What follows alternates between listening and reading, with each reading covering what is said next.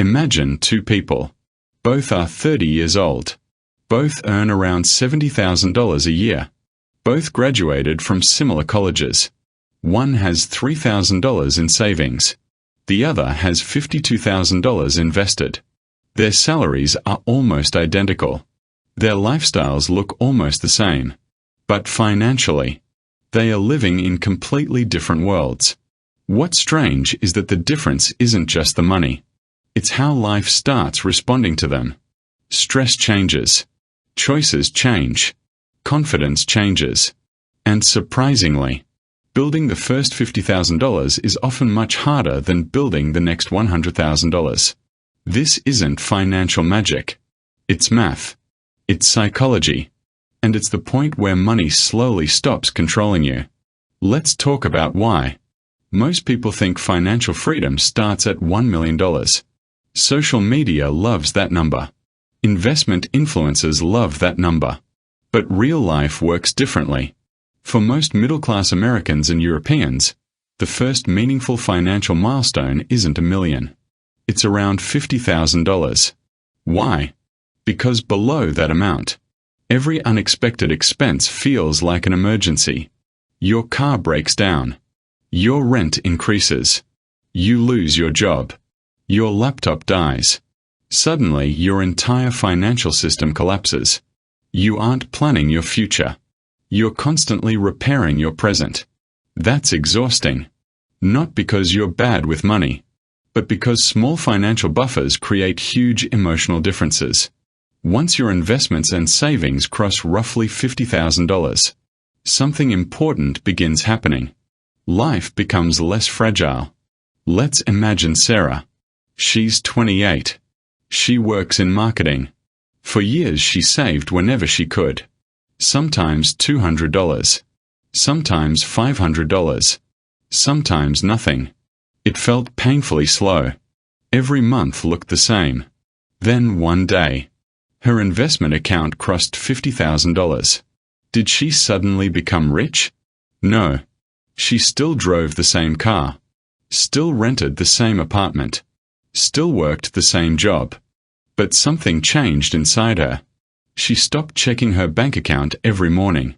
She stopped panicking over every expense. She stopped saying yes to every overtime shift.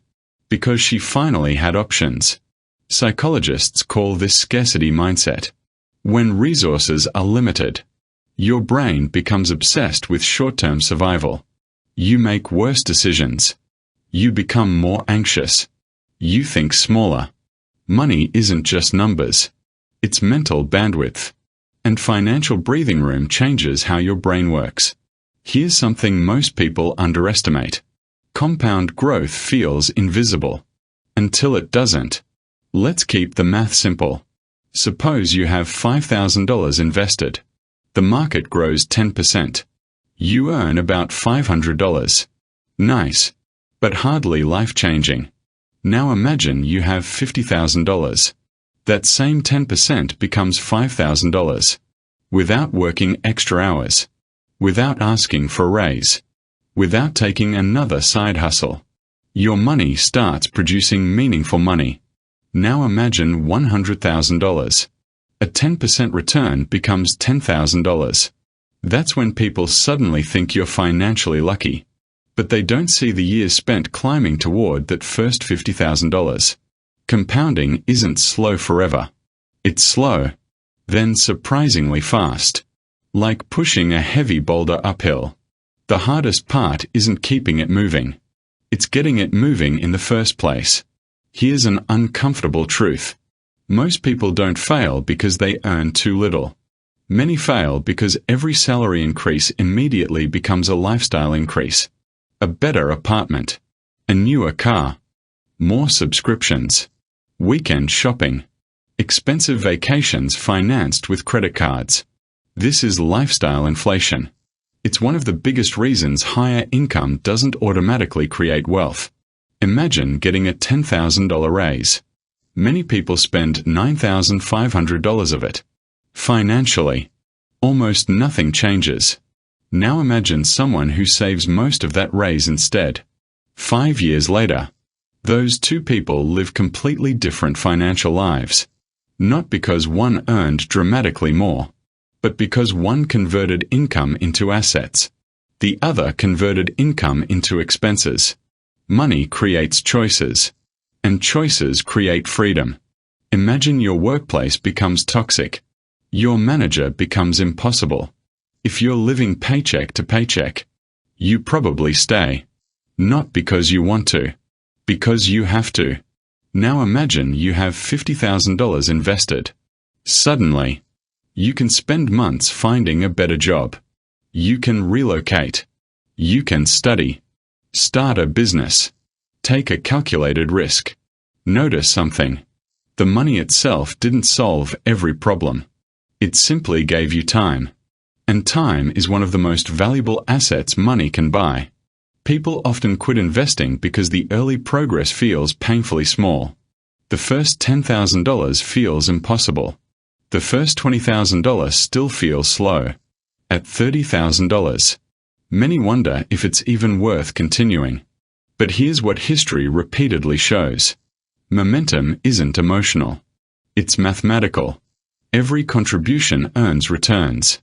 Those returns begin earning returns. Then those returns begin earning even more returns. The system starts helping you. Not because the market suddenly changed. Because your capital finally became large enough for compounding to become visible. That's why experienced investors often say, the first $50,000 is the hardest. After that, the process slowly starts working with you instead of against you. Here's the real lesson. The rule of $50,000 isn't about becoming wealthy overnight. It's about crossing a line where money begins changing your life in ways people can't easily see. Less anxiety. Better decisions. More flexibility. Greater patience. Real financial confidence. Not because your life suddenly became luxurious, but because it became stable. The first $50,000 won't solve every problem, but it often solves the constant feeling that one mistake could ruin everything. And that's a bigger milestone than most people realize. So if you're still working toward that first $50,000, don't underestimate what you're building. Because you're not just growing an investment account. You're building a life where your future has more choices than your past ever did. And sometimes, that's the most valuable return of all.